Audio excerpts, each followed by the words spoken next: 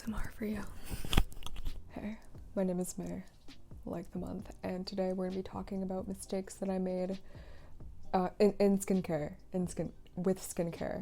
with my skin, mistakes I made with my skin. Not in general, because that video, oh baby, I'll be a hefty one. But today we're going to be talking about the mistakes I made with my skin. If you're wondering, May, why are you dressed like that Vine kid again? And why do you have a stain on your sweater? Don't look too hard, because you will find it. It's just one of those days.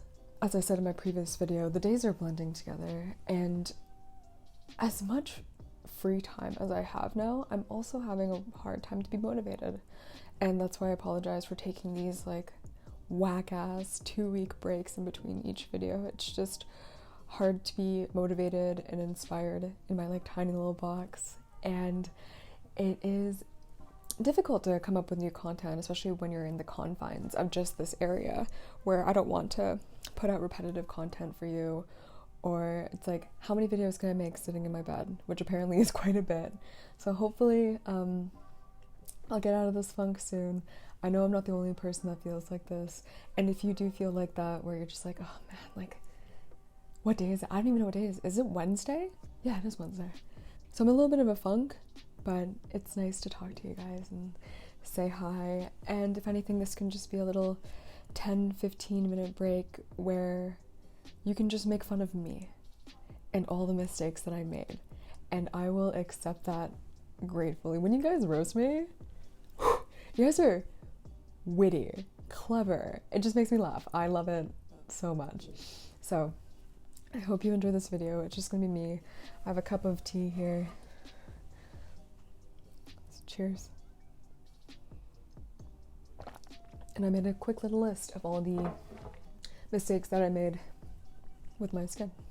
I think the thing that set off this whole downward spiral was the fact that I stayed at home so much, so I had no other choice but to look at my face and just dissect every little bit of it. When I was working a corporate job, when I had things to do, I, slap on my makeup and I leave, and I wouldn't touch my face or even look at my face for 8, 9, 10 hours at a time. And I think that was the thing that actually helped my skin a lot, was just me not fussing with it.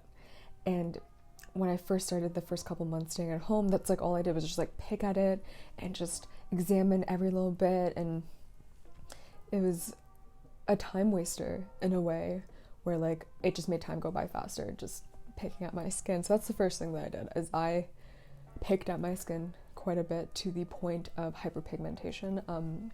I have Southeast Asian genes, so shout out mom, shout out dad, y'all bless me with some crazy hyperpigmentation.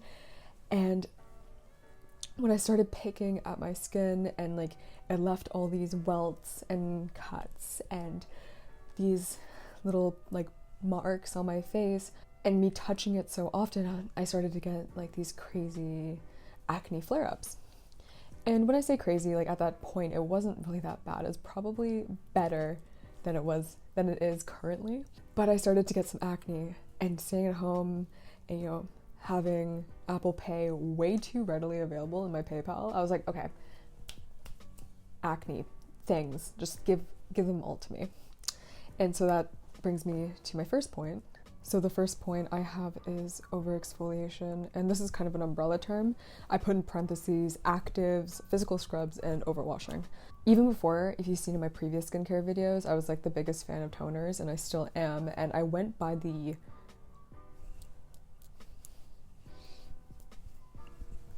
directions. I went by the directions on the bottle, and especially with the Paula's Choice BHA salicylic toner and the Glossier the solution toner, it says you can use it every single day, morning and night, which is a massive lie. Being at home and taking my makeup off all the time, I would just keep on going in with these toners over and over and over again, to the point where I just stripped my skin. It was dry, it was painful to the touch, it felt really tight, that squeaky clean, you can actually hear it squeak, which is not the greatest thing ever. I would not stop there. I would just keep on going with the overexfoliation and use physical scrubs as well. I'm not a St. Ives girl. Before you put me into that category, I haven't touched a St. Ives bottle since high school, but I did use things with a micro, that had a little bit of dermabrasion, a little bit of a scrub, for my skin. So I would use the toners, I would use that, and I would overwash my face. A big part of my job is makeup, and I love it, and I've been doing makeup for so long. And staying at home, that just gave me a lot of time to play around and try different looks, and if it doesn't work out, then I would just wash it all off to put more makeup back on.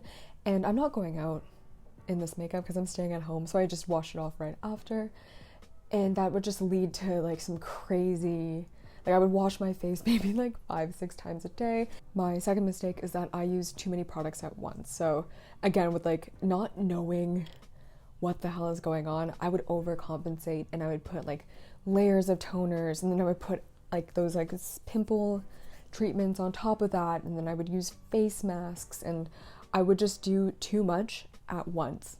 As turned out like to not be the case, to be beneficial for my skin at all. Latte.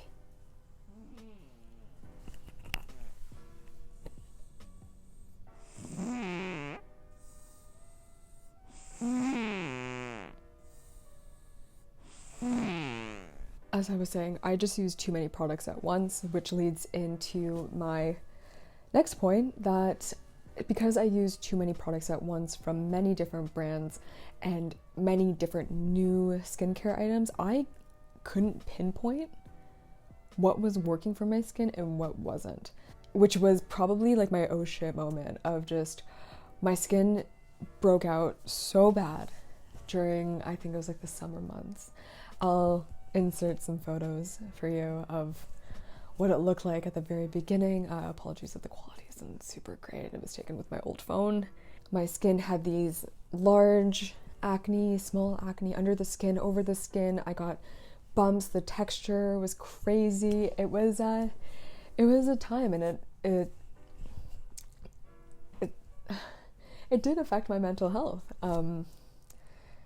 because my job is my face, the moneymaker, I guess, and for it to just be constantly getting worse and worse, it did take a toll on like just myself and my mental health, and being at home and staring at yourself in a mirror for way too long. It really got to me. As you can see, I still have some pigmentation. The texture is a lot better. Yeah, I said in this, I posted on my story today that this little acne scar thing kind of looks like a fidget spinner, which is hilarious. Another mistake that I did was just giving into the hype of what's new, what has worked for other people, and that's great, you know, reading reviews and seeing the new technology that's available out in the market. However, I didn't really apply that to myself. I saw it working for other people. I saw other people say great things about it, and I just bought it, thinking that it would do the same for me, not taking into account of like my skin's needs. People will say like, oh, this is really glowy and super dewy, stunning imagery. However, with me, I have very, very acne prone skin, and like any thicker oils will make my skin break out, and again, downward spiral. What I've learned throughout this whole process is that even the most minor inconveniences can throw off your whole day and your whole mood, and acne has definitely done that for me, and those are the mistakes that I have made. And of course, wearing masks have not helped my whole acne situation throughout this past year, but it's essential. I'd rather have acne than endangering other people's lives and protecting my own life. And please wear a mask. Wow, okay, I'm derailing at this point, but those were the big mistakes that I did, was just doing too much and doing it all at once, and not properly understanding what that really does to my skin and the ingredients, and just doing such an overtly complicated process, to the point where my skin, to this day, I don't really understand what happened to my skin, like compromised skin barrier perhaps, or just it was something that, or an ingredient that I used way back when that my whole skin got a reaction to. This has been another one of May's bed talks, and with latte snoring in the background. I appreciate all of you Thank you for letting me take up some of your time just to chat. And hopefully, whatever you're doing right now.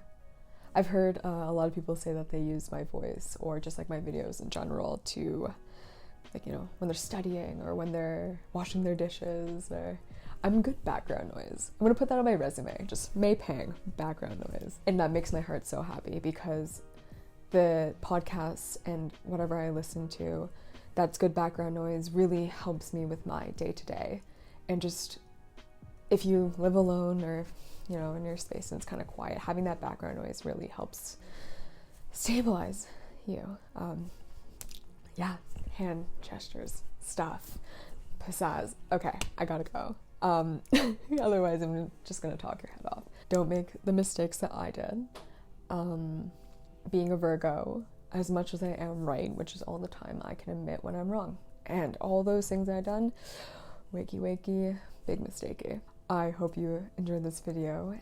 Skincare routine maybe next week, who knows? A fairly educated skincare routine, we'll say this time, rather than my fungal acne one, which again, I hope you have a great day. Latte is snoring as a goodbye, and I'll talk to you soon.